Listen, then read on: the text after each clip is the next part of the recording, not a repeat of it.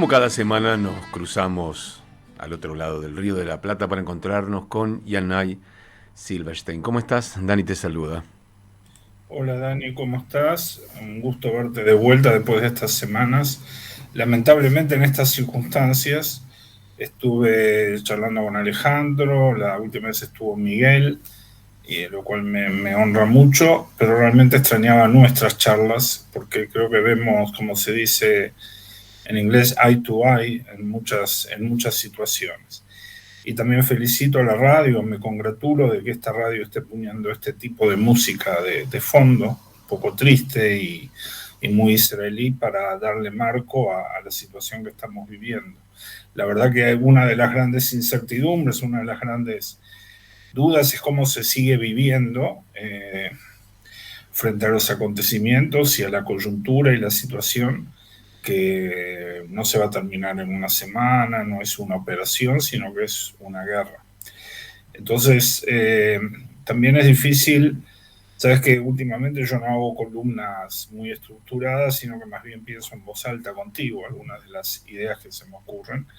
Y bueno, después en el texto sí está un poco más organizado lo que pienso. De todos modos es muy parcial. Uno de los primeros eh, problemas que tuve cuando esto empezó el otro sábado es que, bueno, por un lado yo estaba viajando justo a Argentina, estuve una semana, y, pero realmente no sabía por dónde empezar a escribir, no tenía idea de por dónde empezar a tomar la madeja y empezar a deshilachar algo. Y lo que me disparó al final, la punta por la cual empecé una editorial en mi blog Tu Messer, fue el hecho de cómo la opinión pública, pasadas no más de 48 horas, empezó a cambiar su posición de compasión y de vernos a nosotros como víctimas a vernos como victimarios. Y eso ya está instalado y está creciendo. Acá en Uruguay, por lo menos, es muy notorio, salvo el candidato a la presidencia, bueno, candidato a la presidencia en la interna de Frente Amplio, Yamandú Orsi, ninguno más de la izquierda se ha manifestado a favor de Israel, ni a favor de, ni ha condenado específicamente eh, los atentados del sábado 7, los asesinatos, las violaciones, y si lo han hecho, le han puesto enseguida la palabra pero, y ahí entramos con toda la perorata respecto al pueblo palestino y sus derechos y tal, que en este caso poco tiene que ver, me parece, con el asunto, ¿no? Así que ese fue uno de los primeros problemas. Y segundo, es que así como en los últimos meses yo estaba un poco ya superado por los temas de la crisis interna de Israel y no quería seguir dando batalla y metiendo leña al fuego, sino pensar un poco en el día después. Como decía mi cuñado que vive en Israel, esto se termina de dos formas. Es una gran crisis económica, algún tipo de crisis que saque de balance al gobierno, y la otra es una guerra. Y lamentablemente por ahora terminó con una guerra que ha sido carísima. Por otro lado, eh, también pensando en voz alta y haciendo algunas asociaciones, muchos comparan esto con Yom Kippur. eh, Tiene que ver porque fue en un día sagrado, tiene que ver porque fue por sorpresa en un día sagrado, pero no tiene que ver porque en aquel caso fue un ataque militar a objetivos militares, y porque aparte teníamos toda la península de Sinai como amortiguación. Y en este caso entraron derecho, abrieron la puerta, se metieron e hicieron todo lo que hicieron.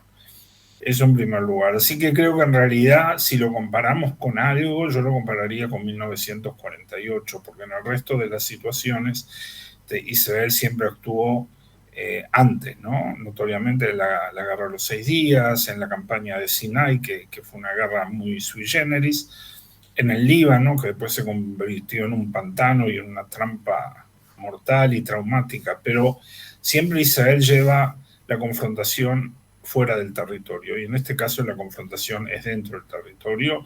Y como me dijo un amigo israelí, recibimos una bofetada, una piña, un golpe muy, muy duro, y creo que una herida muy grande al ego y a la omnipotencia tanto de Israel como de los judíos del mundo. No tengo duda que esto se va a superar, pero que va a ser un nuevo comienzo y más allá de las consecuencias políticas, hay quienes hablan de que, bueno, que ahora de una vez por todas capaz que el tema palestino se soluciona. En fin, los analistas políticos tienen mucho para decir, pero yo como sionista judío, porque también he dicho, soy primero sionista y por eso soy judío, por ese vínculo que tengo con la tierra de Israel, por la educación que me dieron mis padres, por la forma que me vinculo con el hebreo, con la tierra, con todo este fenómeno de volver a generar un Estado, una autonomía, una soberanía judía en esa tierra, para mí esto cala muy, muy profundo, del mismo modo que caló el año que estuvimos entre manifestaciones e intentos de golpe de Estado por parte del gobierno. Estamos todos muy pendientes de qué va a pasar. Por ahora siguen bombardeando, acumulando tropas en la frontera. Biden está llegando, si no es hoy, es mañana. No sé para dónde va a desembocar, pero tampoco me siento responsable de saberlo o de tener que dar una opinión. Yo lo que escribí tiene que ver más con asociaciones bíblicas en función de las parshiot que nos toca leer esta semana y que seguramente nos van a acompañar durante un buen tiempo todavía. Las parashat Shavua sucesivas van a estar dándonos material para reflexionar sobre esto. Y de alguna manera leímos la semana pasada Parashat Bereshit y creo que hay una cuestión de paraíso perdido, que es un concepto más bien cristiano, acuñado por John Milton en su Paradise Lost, pero creo que es una idea, es decir, no es que viviéramos en un paraíso, pero había un ideal, había una cierta seguridad y ahora la perdimos, es decir, estamos metidos no sé si la palabra es el infierno, pero estamos metidos y dependemos de nosotros mismos, no hay la magia del Startup Nation, de la tecnología. Es decir, con todo eso nos dieron una tremenda paliza, nos costó 1.300 muertos, 200 secuestrados, en fin. Y la impotencia de que por la opinión pública y por otro montón de factores políticos no podemos responder lo que yo llamaría proporcionalmente, que también es una palabra que veo que por lo menos eso se consiguió bajar del vocabulario. Y luego, esta semana leemos Parashat Noach, el diluvio, y creo que solamente un diluvio va a lavarnos y a salvarnos y a permitirnos renacer como la paloma que trae la rama del olivo. Pero Parashat Noach incluye también al final la Torre de Babel, y la Torre de Babel es un montón de gente que no se entiende. Entonces también cabe preguntarse cuánto tenemos en Israel de un montón de gente que no se entiende y que permitió que pase esto, porque al final también la Torre de Babel puede ser una metáfora de lo que estábamos construyendo. Es decir, estábamos construyendo algo, venimos construyendo algo hace 120 años y de pronto, no te digo que lo destruimos o se detuvo, pero creo que usando la metáfora en forma amplia es válida, especialmente por el tema del lenguaje, cómo nos hablamos y cómo nos vinculamos unos con otros. Y la semana que viene va a ser Lej Leja. Y ahí empieza la historia judía de vuelta, y ahí empezamos a caminar en el desierto. Y bueno, las imágenes del desierto y los chicos jóvenes corriendo, diezmados por el ataque de Hamas, creo que a todos nos estremecieron. La zona donde todo esto pasa, el sur de Israel, es una zona desértica, cultivada por Israel, desarrollada por Israel, pero es arenas, es tierra, es desolación. Si no fuera que hay 2 millones de refugiados por un lado en Gaza, y si no fuera que está Israel del otro lado, y con ir un poco más al sur todo eso ya está presente. Y bueno, la pregunta es cuál va a ser nuestro derrotero, ¿no? Y las promesas de Dios a Abraham, y sobre todo después ahí en Parashat Lech Lecha, pero eso ya lo hablaremos en su momento, aparece toda la historia de Ismael y de Isaac, y empieza el tema de la lucha entre hermanos, que ya empezó con Caín y Abel, que también habla de nosotros, entre los judíos, y habla de nosotros con nuestros vecinos, que no son nuestros hermanos, pero venimos todos de un mismo lugar. No soy un idealista, no creo en la paz como la conciben, así como un concepto abstracto, pero estaba bueno esto de la paz comercial, de la paz financiera que habíamos hecho en los acuerdos de Abraham. Creo que la paz fría con Jordania y con Egipto eran buena cosa, y solo espero de que todo esto no termine tirando por la borda y atrasando nosotros 50, 70, 80 años en lo que parecía que era bastante esperanzador.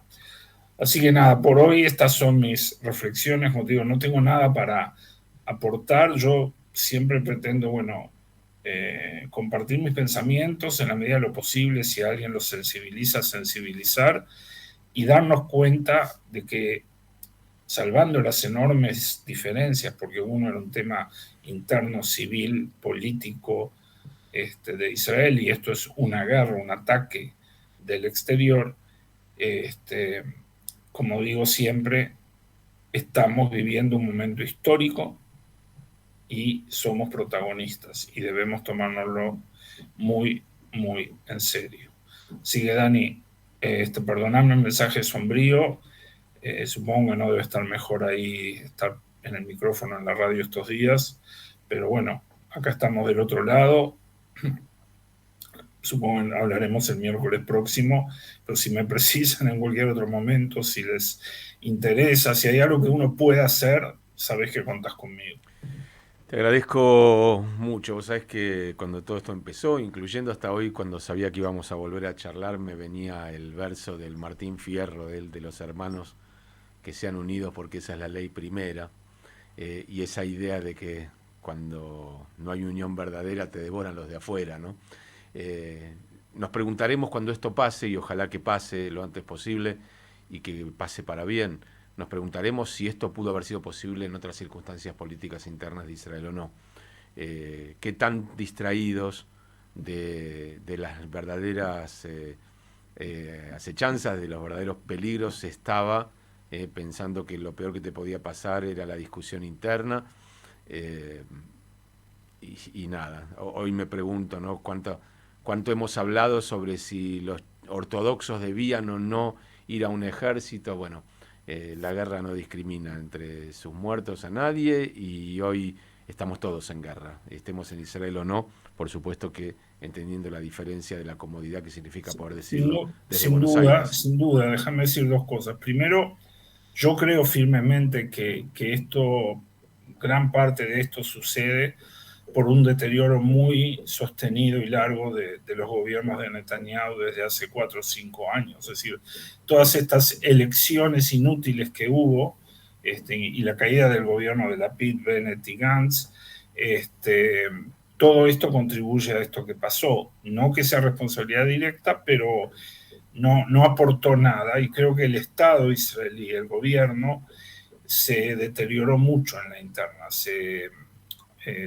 Hubo mucho tipo de corrupción, pero corrupción, no digo de robo, no digo de meter la mano en la lata, digo la corrupción de no ocuparse de los asuntos que hay que ocuparse y ocuparse de cuidar el poder o las chacritas o la colonización y todo lo demás. No creo firmemente que Smotrich y Ben-Gvir han alimentado parte del odio y de todo esto que se desarrolló ahora. Y la gran pregunta que yo me hacía también creo que en la columna pasada es, bueno, ¿dónde están los Haredim ahora? ¿No? ¿Dónde están parados? ¿Dónde están? Y ellos no han sido las principales víctimas por ahora, y esperemos que no, pero tampoco van a ser los que van a salir a la batalla. Al mismo tiempo, en todas esas fuerzas que se están reuniendo allá abajo, cerca de la frontera con Gaza o en el norte, está el primer Israel, el segundo Israel, el tercer Israel, es decir, está todo Israel. Las divisiones sociales, las historias de rencores y todo eso queda de lado, eso no me cabe duda. Los Haredim son una excepción a la norma, pero por supuesto que no es momento hoy para buscar responsabilidades, aunque hay gente muy versada y que habla de que se podría cambiar de primer ministro sin elecciones y de alguien que se haga cargo, pero no voy a entrar en eso. Eh, pero estoy muy alineado con tu forma de pensar. Así que nada, buena semana, que la semana que viene tengamos un poco mejor noticia, no creo que sea gran cosa. Y bueno, si Dios quiere, para pesas, capaz que nos liberamos de esta plaga, pero dudo que vaya a ser antes. Mira, tengo la sensación de que antes de que lleguen buenas noticias van a llegar malas y hay que estar preparado también para eso. Te mandamos un abrazo muy, muy grande. Otro, Sabemos que contamos contigo, por supuesto. Ese abrazo es extendido a toda la comunidad allí, en tu comunidad en Montevideo y también en todo el Uruguay. Abrazo grande. otro. Allí está Yanay Silverstein desde la República Oriental del Uruguay.